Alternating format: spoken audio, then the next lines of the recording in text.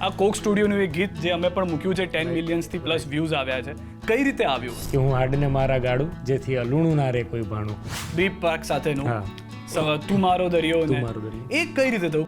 આમ છે ને ડેસ્ટિની છે ભાઈ, કારણ કે અમે લોકો ઓર્કુટમાં મળ્યા. ઓહો, એ સમયનું એકમાત્ર ફેસબુક સમજી લો કે જે પણ ઘણા બધા લોકોને તમારે કેવું પડશે કે ઓર્કુટ શું છે? તું મારો દરિયો છે. તું મારો તું મારો દરિયો. દરિયો was composed in I think 15 મિનિટમાં એ આખું ગીત કમ્પોઝ થઈને રેડી થઈ ગયેલું. એક તો અમારા બંનેના નામ બહુ લાંબા છે, કેદાર ઉપાધ્યાય, ભાર્ગવ પુરોહિત. ડોક્ટર કેદાર ઉપાધ્યાય પછી એવું લખવાનું ને. એટલે ક્યાં લોકો આટલું લાંબુ યાદ રાખશે? એના કરતાં પછી આપણે કેદાર અને ભાર્ગવ એવું રાખીએ. અમારા બંનેના જે સંગીતનો વારસો છે ફેમિલીમાંથી જ મળ્યો છે. ઓકે, કારણ કે અમે બંને જણા કોઈ એવી રીતે પ્રોપર ટ્રેનિંગ લીધેલી નથી. તમે ભલે મિત્ર માટે લખ્યું, પણ અમે ઘણા બધા અર્થોમાં લઈએ છીએ. મારા એક મિત્રના મમ્મી મને ફોન કરીને કહે છે કે હું પૂજા કરવા બેઠી હું મારા ભગવાન સામે, ને મને આ લાઈન સીધી કનેક્ટ થતી દેખાય છે. નવશક્તિના ગરબામાં જોયા મેં આપને, અને ત્યાં આગળ પ્રફુલભાઈ પણ હતા, હાર્દિકભાઈ પણ હતા. ત્યાં આગળ આપ એન્કરિંગ કરી રહ્યા છો. જેમ જેમ વધારે લોકોને ખબર પડી રહી છે કે નવશક્તિ આવી પણ કોઈક નવરાત્રિ થાય છે જેમાં કોઈ જ ટિકિટ વેચવામાં ના આવતી હોય પૈસા લઈને, પણ તમારે ડોનેટ કરવાનું હોય. કે હું આયુર્વેદિક ડૉક્ટર છું. આપણા રસોડામાં જ મોટાભાગની ઔષધિઓ આપણને મળી રહેતી હોય. એનો યોગ્ય ઉપયોગ કરો ને તો મોટે ભાગે તમારે ડૉક્ટર સુધી જવું નહીં પડે. ગુજરાતી ફિલ્મ ઇન્ડસ્ટ્રીમાં એક એવી જોડી જે સતત નવા પ્રયોગો કરે છે, જેમનું સંગીત શબ્દોને જીવ આપે છે. લોકસંગીતની સુગંધ, આધુનિક બીટ્સ અને ભાવના સાથેની સ્વર લહેરો, આ બધું જ તેમના ગીતોમાં ગુંજે છે. પ્રેમજી, રાઇઝ ઓફ અ વોરિયરથી લઈને સમંદર અને ચણિયા ટોળી જેવી ફિલ્મોમાં તેમનું સંગીત ફક્ત સાંભળવા માટે નહીં પણ અનુભવવા માટે પણ છે. કોક સ્ટુડિયો માટે લખેલું ગીત મીઠા ખારા આ બધા પર 4 ચાંદ લગાવી દે છે. આ બધું મેળવ્યા પછી પણ એક વ્યક્તિ ડૉક્ટર તરીકે પણ ઓળખાય છે, અને એમાંના સાથીદાર જે છે એ અમદાવાદના નવશક્તિ ગરબામાં સ્વયંસેવક તરીકે પણ જોવા મળે છે, જેને આપ પણ ઓળખો છો. અમારી સાથે છે કેદાર એન્ડ ભાર્ગવ. સર, ખૂબ ખૂબ આભાર સૌથી પહેલાં તો આપનો કિંમતી સમય આપવા માટે. અને જેટલા લોકો આખું નામ નથી જાણતા તેઓ પણ કહી દઉં, કેમ કે ઘણા લોકો માટે એવું છે કેદાર ભાર્ગવ એક નામ છે, અથવા તો કેદાર ભાર્ગવ બસ એટલું ઇનફ છે. તો ડૉક્ટર કેદાર ઉપાધ્યાય અને ભાર્ગવ પુરોહિત, થેન્ક યુ સર અમારી સાથે જોડાવા માટે, વાતચીત કરવા માટે. થેન્ક યુ અમને ઇન્વાઇટ કરવા માટે. સૌથી પહેલાં તો અમારે એ જ જાણવું છે ભાર્ગવભાઈ, સૌથી પહેલાં આપની પાસેથી, આ કોક સ્ટુડિયોનું એક ગીત જે અમે પણ મૂક્યું છે 10 મિલિયન્સથી પ્લસ વ્યૂઝ આવ્યા છે, કઈ રીતે આવ્યું? અને ગુજરાતી તરીકે કઈ રીતે એક આપણા ગર્વની વાત છે કે તમે લખ્યું, એ આટલું હિટ થયું, લોકોનો પ્રેમ મળ્યો? ગર્વ તો બિલકુલ અનુભવાય છે, કેમ કે કોક સ્ટુડિયો એક રીતે નેશનલ તો છે પણ એક ગ્લોબલ પ્લેટફોર્મ છે, અને ત્યાં ગુજરાતનું રિપ્રેઝન્ટેશન આપણને કરવા મળે તો એક બિલકુલ ગૌરવની વાત છે. But at the same time જ્યારે ગુજરાતનું રિપ્રેઝન્ટેશન આપણે કરતા હોય તો એક પ્રકારની અવેરનેસ પણ આપણી અંદર હોય કે ગ્લોબલ પહેલાંમાં ગુજરાતની આપણે શું ઓળખ આપવા જઈ રહ્યા છે, આપણા થકી શું આપવા મળવાની છે આ ઓળખ. તો ત્યારે સિદ્ધાર્થ ભાવસાર કે જેણે આ કમ્પોઝ કર્યું છે, મારો બહુ ખાસ મિત્ર છે, સો એનો આ વિચાર હતો કે આપણે અગરિયાઓની વાત કેમ ન કરીએ. સો બિલકુલ અગરિયાઓની વાત સાંભળતા વેત જ અમને મગજમાં એવું થયું કે યાર આ વાત તો બિલકુલ થવી જ જોઈએ, કારણ કે બહુ જ અગરિયો એ છેવાડાનો વ્યક્તિ છે, એનું યોગદાન ઘણું મોટું છે, પણ ક્યારેય એની વાત મેઇન સ્ટ્રીમ પહેલાંમાં થવી જોઈએ એટલી નથી થઈ. અને એનું કામ આપણા રોજિંદા જીવનમાં આપણને અડે છે. આપણે રોજ ખાઈએ છીએ, એમાં મીઠું પણ હોય જ છે. મીઠું ના હોય તે દિવસે કદાચ આપણને ખબર પડે કે એ ભોજન કેવું હોય મીઠા. તમારી લાઈન હાડકા ઓગાળીને આલુ. જી જી જી જી જી જી જી યસ. તો એ લાઈન ત્યાંથી આવી કે હું હાડને મારા ગાડું જેથી અલુણું ના રે કોઈ ભાણું. સો એ ત્યાંથી આવે છે. તો બિલકુલ અગરિયાઓની વાતને કરવા મળી તો એ બહુ આનંદનો વિષય હતો. But at the same time એ અવેરનેસ પણ હતી કે આ ગીત બહુ દયનીય ના બની જાય. એના પર દયા ખાતી વાત નથી, એના સ્પિરિટને સેલિબ્રેટ કરવાનું છે આ સોંગમાં. સો એ પ્રયત્ન થયો છે આઈ થિંક, શબ્દોમાં પણ, સંગીત દ્વારા પણ, અને આદિત્ય મધુબંતી જેવા વોઇસીસ છે. તો આઈ થિંક બન્યું ત્યારે પણ અમને લોકોને એક અંદરથી એક ફિલિંગ તો એક ટીમ તરીકે હતી જ કે આ લોકોને ગમશે જરૂર. હિટ છે પહેલેથી જે ખબર. અને અમે કદાચ નામ જોડાય છે ને આપનું, કેમ કે હું આપનું જે ગીત બીપ પાર્ક સાથેનું તું મારો દરિયો ને એ કઈ રીતે થયું? કારણ કે બી પ્રાકને લાવવા જે અત્યારના બહુ બધી જગ્યાએ એમ કહેવાય કે જે વોઇસ દર્દ જે છે તેમના માટે, અને એમને ગુજરાતી ગીત ગવડાવવું, એ કઈ રીતનું આખું સેટ થયું? બી પ્રાક એ પણ એક એની બહુ ઇન્ટરેસ્ટિંગ વસ્તુ છે કે આ ગીત એકચ્યુઅલી ફિલ્મમાં હતું જ નહીં. અચ્છા. સો પછી અમે લોકો એવું ડિસ્કસ કર્યું કે આ ફિલ્મ સમંદર આખી જે છે એ ફ્રેન્ડશિપ પર છે. તો કોઈ એક ફ્રેન્ડશિપને લગતું ગીત કે જે હિયર એન્ડ ધેર ફિલ્મમાં અમુક ઇમ્પોર્ટન્ટ સ્પેસીસ પર આવે, અને એ બધાને કન્વિન્સિંગ લાગ્યું, અને પછી આ ટ્યુન કમ્પોઝ થઈ. અને પછી જે ડિરેક્ટર છે ફિલ્મના વિશાલ વડાવાલા, એમનો પેલો એક પ્રસ્તાવ હતો કે ભાઈ આપણે બીપ્રાકને આમાં વિચારીએ તો કેવું. એટલે અમને બી થયું કે ભાઈ આઈડિયા બહુ જ સરસ છે, એમનો વોઇસ ગજબ છે. અને પછી ઇટ હેપન્ડ એમ અમે લોકોએ એમને કોન્ટેક્ટ કર્યો, એમને કમ્પોઝિશન મંગાવ્યું, અમે મોકલ્યું ને એમને કમ્પોઝિશન બહુ જ ગમી ગયું. સો એ સ્ટ્રેટ હવે એમણે કહ્યું કે ભાઈ ગાના બઢિયા હે, એમ કરતે હે. પછી એ પણ વ્યસ્ત હતા, અમારું પણ બધું ચાલતું હતું. અલ્ટિમેટલી પુણેમાં એમનો એક કન્સર્ટ હતો, એને આગલા દિવસે અમે લોકો ત્યાં પુણે જઈ અને પછી એમને અમે ડબ કર્યા. અને હા, એટલે એમણે જ્યારે કન્ફર્મેશન આપ્યું ને પછી ઓરિજિનલ કમ્પોઝિશનમાં અમે થોડા એ રીતે પણ ફેરફારો કર્યા કે બીપ્રાક જ્યારે હવે ગાવાના છે તો એમનું પોતાનું એક અમુક પ્રકારની એની કેરેક્ટરિસ્ટિક્સ છે વોઇસની, તો એ પ્રોપરલી બહાર આવે. સો એને લઈને અમુક માઇન્યુટ ચેન્જીસ પણ અમે લોકોએ કમ્પોઝિશનમાં કર્યા. ગુજરાતી એમને ગાયું છે, જેને ગુજરાતી આવડતું હોય એ રીતે જ ગાયું છે એમણે. એ બાબતે એમને શરૂઆતમાં એમને પોતાને શંકા હતી કે ये मेरा पहला गुजराती गाना है, मैंने गुजराती में आज तक नहीं गाया, तो गाना तो बहुत बढ़िया है पर मुझे पता नहीं मेरी आवाज़ में गुजराती कैसा लगेगा. તો અમે કીધું કે તમે એ ચિંતા ના કરો, એના માટે અમે છીએ અને આપણે કરીશું. પછી એમને જે ગાઈને પણ મોકલ્યું ને એણે વારે વારે શબ્દો સાથે સાંભળ્યું તો એમને પણ પેલું કે યાર ઉતની મુશ્किल નહીં હે, મુझे તુરંત સે સમજ में आ गया. અને ફોનેટિક્સ પણ એટલા અઘરા એમને ના લાગ્યા. એમની ભાષા પણ પંજાબી છે તો એમને ઘણું નજીકનું કંઈક એમાં લાગ્યું. ઓફકોર્સ બંને ભાષા પોતપોતાની જગ્યાએ છે, તો એ હસતા રમતા થઈ ગયું. એને એમને જે શરૂઆતમાં ડર હતો કે कैसा मेरी आवाज़ में साउंड करेगा, कहीं कुछ गलत नहीं लगना चाहिए, वो तो हम भी नहीं लगने देंगे. તો એ થઈ જશે, એ ચિંતા ના કરો. અને એ થઈ ગયું. પણ ઘણા લોકો હજી એ પણ નથી જાણતા કે આ બંને ભેગા કઈ રીતે થાય. એક ડોક્ટર છે, એક અલગ રીતે છે પ્રોફેશનમાં, આ બંનેનું ભેગા થવું, આ મ્યુઝિકની જર્ની એ કઈ રીતે શરૂઆત થઈ? સદીઓ પુરાની વાત. આમ છે ને ડેસ્ટિની છે ભાઈ, કારણ કે અમે લોકો ઓર્કુટમાં મળ્યા. ઓહો, એ સમયનું એકમાત્ર ફેસબુક સમજી લો કે જે પણ ઘણા બધા લોકોને તમારે કેવું પડશે કે ઓર્કુટ શું છે. યસ. આપણા 90s વાળા જાણતા હશે, 90s 80s ને ખબર હશે. હા, તો ઓર્કુટમાં એકચ્યુઅલી એક કમ્યુનિટી હતી ધબકાર કરીને. અચ્છા. અને એ કમ્યુનિટીમાં એવું હતું કે જે લોકોને ગુજરાતી સાહિત્ય સંગીતમાં રસ હોય ને એ લોકો એમાં જોડાય. ઓકે. સો એમાં અમે લોકો બંને મેમ્બર્સ હતા. અમે લોકો રૂબરૂ નહોતા મળ્યા, બટ એમાં પછી ઇવેન્ચ્યુઅલી એવો ખ્યાલ આવ્યો, બધા મેમ્બર્સ ઇન્ટરનલી બધા ડિસ્કસ કરતા હોય, ચેટ કરતા હોય ને કે ભાઈ મોટાભાગના અમદાવાદના છે. એટલે આમ અમે બંને સૌરાષ્ટ્રના છીએ. એટલે પણ ભાર્ગવ પણ ભણવા માટે અહીંયા આવ્યો અને અમારી પણ રાજકોટથી ટ્રાન્સફર થઈ પપ્પાની, ને અમે લોકો અહીંયા શિફ્ટ થયા. એટલે અલ્ટિમેટલી એવું થયું કે ધબકાર જે ગ્રુપ છે એના બધા લોકો એક જગ્યાએ મળવાનું નક્કી કર્યું. અમે લોકો કોઈ એક જગ્યાએ, અને પછી એ શિરસ્તો આગળ વધતો ગયો કે દર મહિને બધા ભેગા થાય અને બેઠક કરે, 2 કલાક 3 કલાક ગાઈએ વગાડીએ, કોઈ પોએટ્રી રિસાઇટ કરે. આ તે એમાં અમે લોકો બંને જણા મળ્યા. અને પછી ઇટ હેપન્ડ કે ભાઈ અમારા બંનેને સંગીતનો શોખ તો હતો જ, સાહિત્યનો પણ હતો, પણ ફિલ્મો છે કે સ્પિરિચ્યુઅલિટી છે કે એ બધી વસ્તુમાં પણ અમારી કંઈક વેવલેન્થ વધારે મેચ થતી હતી. પ્લસ અમે બંને અમદાવાદને અમે બંને પીજીમાં રહેતા હતા. એટલે આમ સમય ખાસ્સો હતો અમારી પાસે સદુપયોગ કરવા માટેનો. એટલે પછી ધીમે ધીમે આગળ વધતું ગયું. પછી ભાર્ગવ જે છે એ મીડિયા ફિલ્ડમાં, એન્ટરટેનમેન્ટ ફિલ્ડમાં ઓલરેડી હતો. આરજે કે અથવા રેડિયો સાથે હતા? એટલે રેડિયો ક્રિએટિવ હેડ તરીકે હતો. અચ્છા. એટલે જે પ્રોજેક્ટ્સ જે છે કામ, કારણ કે હું તો સૌરાષ્ટ્રથી આવ્યો હતો અને મારું એવું કોઈ અમદાવાદનું એવું મીડિયા કે મ્યુઝિકનું કે એવું કોઈ બેકગ્રાઉન્ડ નહોતું. સંગીત કરતા હોઈએ આપણે કોલેજ લેવલ પર, પણ પ્રોફેશનલી કે એવું કંઈ નહીં. બટ પછી ભાર્ગવના થ્રુ નાના મોટા પ્રોજેક્ટ્સ પણ કંઈક આપણે કરીએ સાથે. ને ત્યારે એવું બી કંઈ નહોતું કે આપણે કંઈક આમ કેદાર ભાર્ગવ એવું નામ લખશું. આ તે એમ જ આનંદથી કે ભાઈ આપણે કંઈક આ એક સરસ જિંગલ આવી છે કે આ કંઈક નાટકનું મ્યુઝિક છે કે એ રીતે અમે આનંદ માટે થઈને કરતા હતા. ને પછી એ ધીમે ધીમે આગળ વધી સફર. ઇનફેક્ટ પહેલી ફિલ્મમાં ક્રેડિટ પણ કેદાર અને ભાર્ગવ એવી રીતે નથી. કેદાર ઉપાધ્યાય, ભાર્ગવ પુરોહિત આખા નામ છે. એક પ્રેમજી. હા, પ્રેમજી. હું એ જ કહેતો કે ત્યારે કદાચ એ અલગ અલગ નામ હતું, પછી આખું ભેગું થવાનું કઈ રીતે સ્ટોરી શરૂ થઈ? કેમ કે જે રીતે આપણે કીધું, મેં પણ થોડું ઘણું જોયું તો એ ખબર પડી કે આપની શરૂઆત પ્રેમજીથી થઈ, પરંતુ ત્યારબાદ કેદાર અને ભાર્ગવ તરીકેની ઓળખાણ ક્યારે ઊભી થઈ?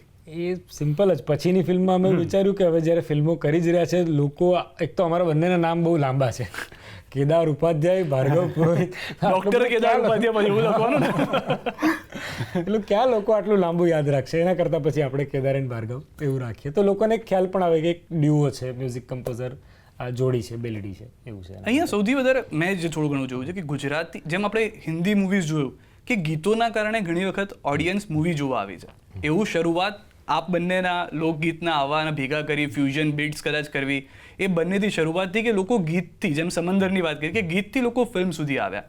એ વિચાર હતો કે એ થઈ ગયું એવું કે જે ગીતના કારણે લોકો મૂવીઝ, જેમ કે ચણિયા ટોળી, એનું ગીત પોપટવાળું આવે છે અને એ પણ અગેન ફિલ્મ એની રીતે હિટ છે, પરંતુ એ ગીતથી શરૂઆત થાય અને ટીઝર તરીકે, તો એ વિચાર આપ બંનેને આવ્યો કે આ રીતે કંઈક કરવું જોઈએ, કે પછી એ સડનલી થઈ ગયું એ રીતે? આઈ થિંક ગીતો છે ને એ આપણી ફિલ્મ્સમાં પ્રમોશનનો મહત્વનો ભાગ તો ભજવે છે. અને જે ફિલ્મ પાસે એક આલ્બમ હોય ઓફર કરવા માટે, એક મોટો આલ્બમ વિશાળ અલગ અલગ પ્રકારના ગીતો હોય, ત્યારે એ ચાન્સીસ રહેતા હોય છે એના કે એમાંનું કોઈ ગીત લોકોને બહુ જ ગમી ગયું ને ક્લિક થઈ ગયું તો 100% ફિલ્મોને એનો ફાયદો મળતો જ હોય છે. કારણ કે ગીતોની રિલીઝ ફિલ્મની પણ પહેલાં થઈ જતી હોય છે પ્રમોશનના ભાગરૂપે. તો લોકોને એક એસોસિએશન બનતું હોય છે કે આ ગીત બહુ જ સરસ છે અને આ ગીત આ ફિલ્મનું છે અને આ ફિલ્મનું ટ્રેલર પણ જોયું હોય, ટ્રેલર પણ બહુ જ સરસ છે, તો આપણે આ ફિલ્મ જોવા જવું જોઈએ. એવું એમને એક વધારે રીઝન તો એનાથી મળે છે.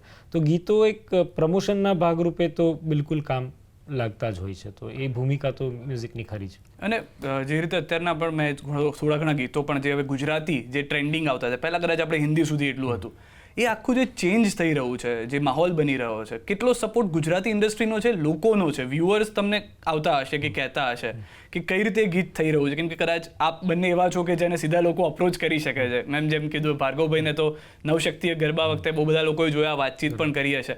તો એ લોકોનો અપ્રોચ એ ટુવર્ડ્સ આપના તરફથી કોઈ વાતચીત થતી હોય, શું કહેવા માંગતા હોય છે લોકોનો ટેસ્ટને લઈને કે મ્યુઝિકને લઈને? ના, તમે સાચું કીધું. ઓવરઓલ લોકોનો ઝોંક વધ્યો છે ગુજરાતી મ્યુઝિકને લઈને. એટલે હવે લોકોના પ્લેલિસ્ટમાં ગુજરાતી મ્યુઝિક છે. એટલે જે અત્યારે સ્ટ્રીમિંગ સર્વિસીસ પર બી તમે જુઓ તો અત્યારનું જે મ્યુઝિક છે, હવે ઇન્ડિપેન્ડન્ટ મ્યુઝિકના પણ એટલા જ સારા ગીતો બહાર આવી રહ્યા છે, ફિલ્મ મ્યુઝિકના પણ એટલા જ સારા ગીતો બહાર આવી રહ્યા છે. મને એવું લાગે છે કે કદાચ એ જે એક સાઉન્ડને લઈને જે ગેપ હતો ને, એ ગેપ હવે ખાસ્સો પૂરાઈ ગયો છે. પહેલાં થોડું એવું હતું કે તમે બોલિવૂડ કે પછી ઇન્ટરનેશનલ મ્યુઝિક જે સાંભળો અને એનો જે એક પર્ટિક્યુલર સાઉન્ડ છે, એ સાઉન્ડને તમારે કમ્પીટ કરવાનો છે એ આપણી ઇન્ડસ્ટ્રીમાં, ગુજરાતી મ્યુઝિક ઇન્ડસ્ટ્રીમાં.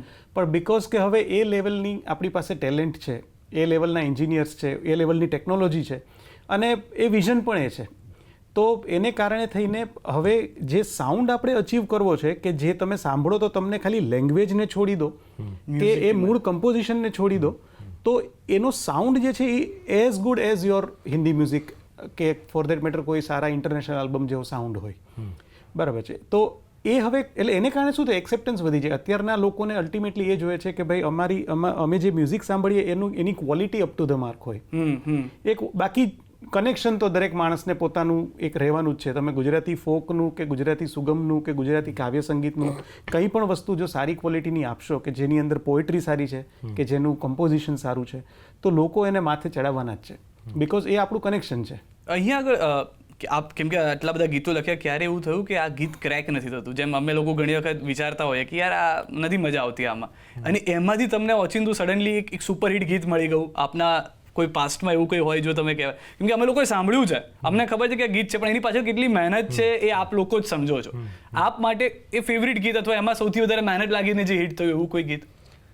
એવા આઈ થિંક ઘણા હશે, પણ હવે તાત્કાલિક કંઈ યાદ નથી આવતું. એટલે એવા કિસ્સાઓ તો છે જ, પણ જે યાદ આવવાવાળા કિસ્સાઓ છે એમાં એવાય છે કે જે ઘણીવાર બહુ જ મહેનત વગર તાત્કાલિક થઈ ગયું હોય ને હિટ થઈ ગયું હોય. એવા પણ કિસ્સાઓ છે. ઘણા બધા. તું મારો દોરિયો છે. તું મારો દોરિયો was composed in I think 15 મિનિટમાં એ આખું ગીત કમ્પોઝ થઈને રેડી થઈ ગયેલું. અને પોપટમાં એવું થયેલું કે પોપટની અંદર અમે લોકોએ બેક એન્ડ ફોર્થ ખાસું કરેલું. ઓકે. સો એટલે it was a collective call. Directors, producers, અમે બધા સતત એની અંદર બ્રેઇનસ્ટોર્મિંગ કરતા હતા, બિકોઝ ધી આઈડિયા વોઝ કે એક સરસ મજાનું પ્રમોશનલ સોંગ આપવું. સો એમાં શું શું હોઈ શકે એના વિશેના બહુ જ બધા બ્રેઇનસ્ટોર્મિંગ થયા.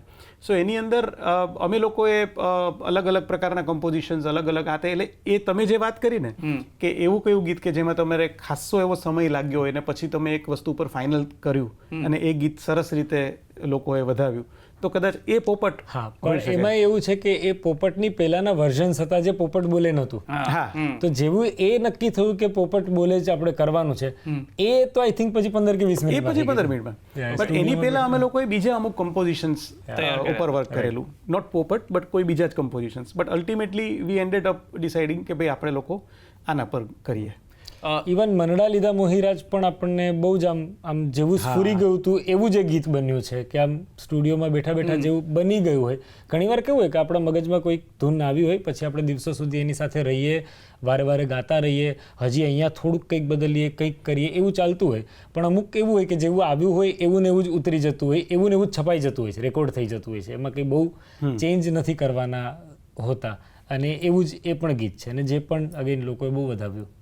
આમાં ક્યારેક એવું થતું હોય કેમ કે મેં જેમ પહેલાં પણ કીધું કે એક વખત એવો સમય આવતો હોય કે પરિવાર તરફથી એમ થાય કે ભાઈ તમે શ્યોર છો ને, ઓન ગોઈંગ તમારું એટલું સરસ ચાલે છે.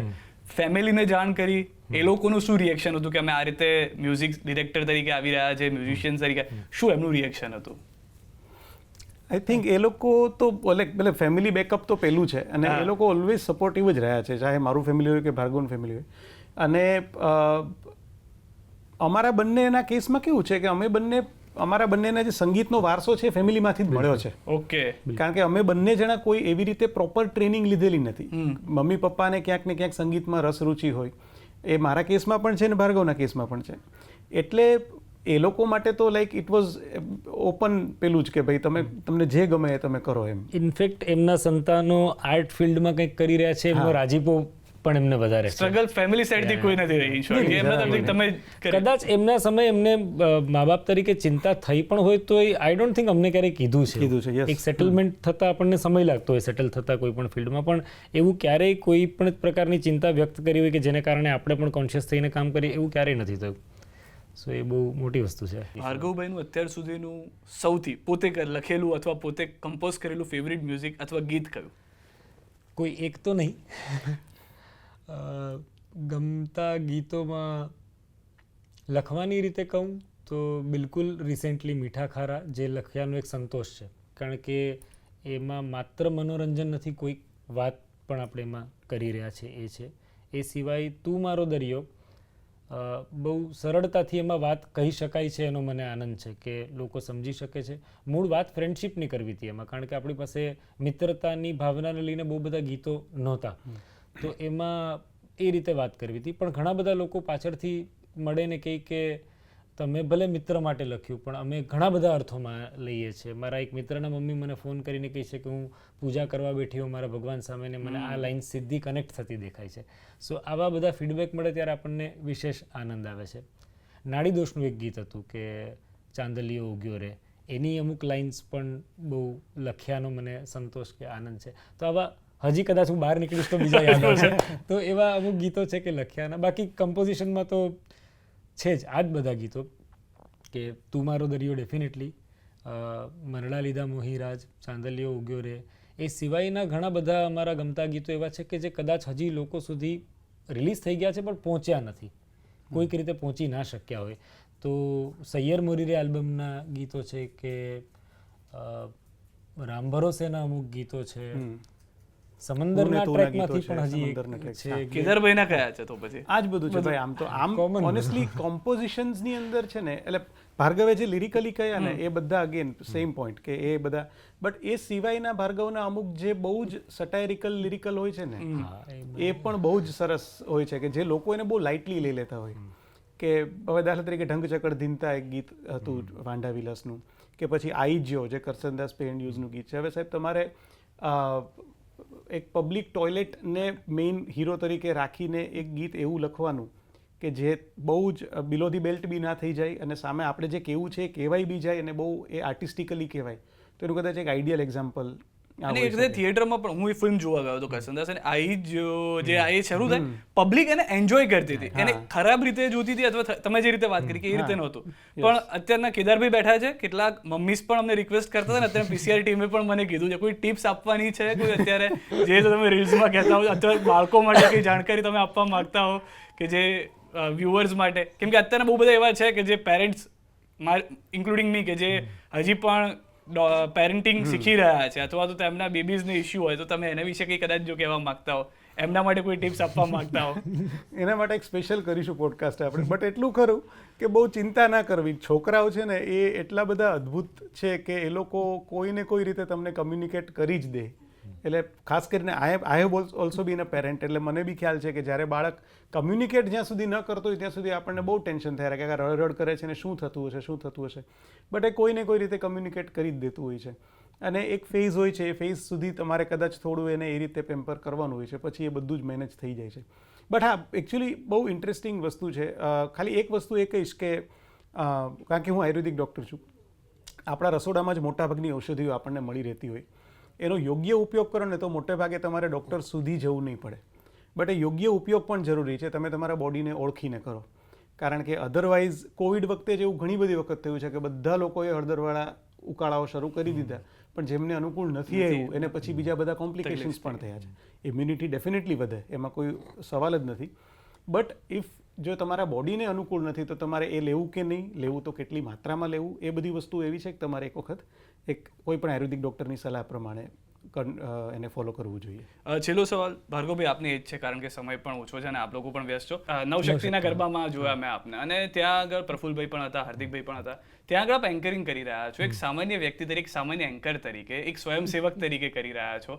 અને એ ત્યાંનો જે અનુભવ હતો, કેમ કે મેં કીધું કે હું ત્યાં કદાચ ગરબા ગ્રાઉન્ડમાં હતો અને તમે સ્ટેજ પર હતા, એ આખો જ એક અલગ અહેસાસ, એક અદ્ભુત અહેસાસ જે હતો, એ કઈ રીતનું આ વખતે એક સ્પાર્ક જોયો તમે ખુદ? કેમ કે છેલ્લા લાંબા 2-3 વર્ષથી થઈ રહ્યું છે, પણ આ વખતે એક અલગ જ એક સ્પાર્ક જોવા મળે એમાં. હા, એ આઈ થિંક વર્ષ દર વર્ષ વધી જ રહ્યું છે એમાં, કારણ કે મૂળ વિચાર જે છે ને કે કમ્યુનિટી દ્વારા ઉજવાતો ફેસ્ટિવલ એ બને, જેમાં ઓફકોર્સ લોકો જોડાયેલા હોય, પણ કોઈ જોડાયેલા લોકો પોતાની પ્રતિષ્ઠા વધે એ મમત સાથે ન જોડાયેલા હોય. તો આઈ થિંક હાર્દિક કે પ્રફુલભાઈ કે ઘણા મિત્રો છે, અત્યારે નામ લઈશ તો ટૂંકા પડશે, કે જે બધાએ બહુ પાયાની કે બેકબોનની ભૂમિકા આમાં ભજવી હોય એવા ઘણા લોકો છે, વોલેન્ટિયર્સ મિત્રો છે. તો એ બધા દ્વારા ઉજવાતું પેલું છે. તો આઈ થિંક મારી જવાબદારી કદાચ ત્યાં એન્કરિંગની હતી, તો મેં એ નિભાવવાનો પ્રયત્ન કર્યો. પણ તમે કીધું એમ કે વર્ષ દર વર્ષ પ્રતિસાદ વધી રહ્યો છે.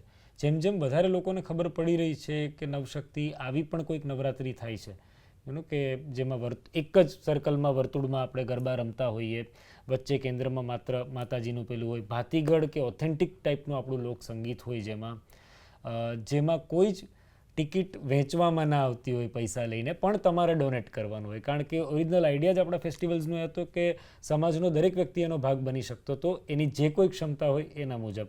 તો એ તરફ પાછા જવાનો પણ એક પ્રયાસ છે, પણ લોકોને ગમી બહુ રહ્યું છે. તો જેવી રીતે લોકોને, જેમ કે ગયા વર્ષે લોકોને 5 દિવસનું કર્યું હતું, તો ઘણા બધા લોકોને ખબર પડી, તો એ આ વખતે જોવા મળ્યું કે એ બધાને આ વખતે આવવું હતું, તો આ વખતે 9 દિવસનું કર્યું. પણ 9 દિવસનું કરીને એવું લાગ્યું કે હવે કદાચ આયોજન વિશાળ કરવું પડશે. શરદ પૂનમના બધા રાહ જોઈને બેઠા હતા, ખબર પડી કે આ વખતે નવશક્તિ નથી. જે 1 દિવસ આવ્યું હોય ને 5 દિવસ આવવું છે, 3 દિવસ આવ્યું ને 9 દિવસ આવવું છે. સો એ બહુ સરસ વસ્તુ છે, અને આઈ થિંક કમ્યુનિટીનું સ્પિરિટ બિલ્ટઅપ થઈ રહ્યું છે આના દ્વારા. એ બહુ સારી વસ્તુ છે ને એનો આનંદ છે. થેન્ક યુ સો મચ, આપ બંને અમારી સાથે જોડાયા, આપનો કિંમતી સમય આપ્યો એ બદલ. Thank you so much. અમને પણ વાતો કરવાની બહુ મજા પડી. Thank you.